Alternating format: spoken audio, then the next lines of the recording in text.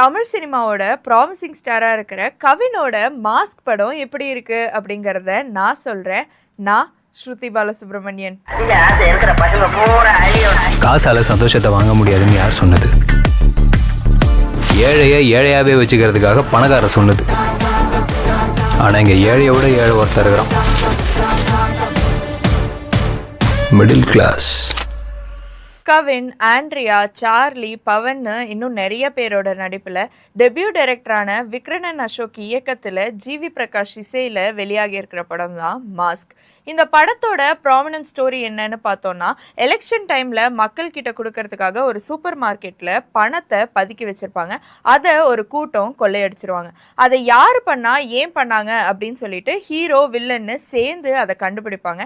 இதை நான் ஏன் இப்படி சொல்றேன் அப்படிங்கறது இந்த படத்தை பார்க்கும்போது உங்களுக்கே புரியும். ஏழைக்கு கோவம் வந்தா அடிப்பான், பணக்காரனுக்கு கோவம் வந்தா உன் மூளை இப்போ ஷாக்ல இருக்கு.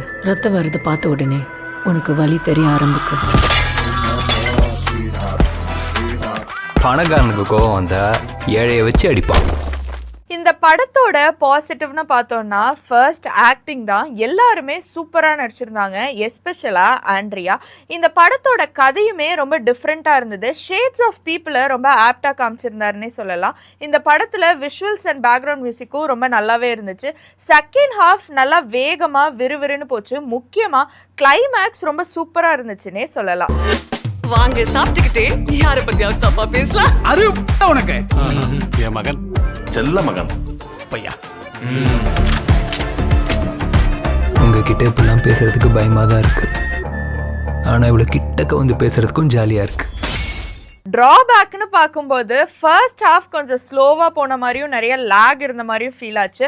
மற்றபடி ஓவராலாக ஒரு நல்ல த்ரில்லர் பார்க்கணும் அப்படின்னு நினச்சா மாஸ்க் ஒரு நல்ல சாய்ஸாக தான் இருக்கும்.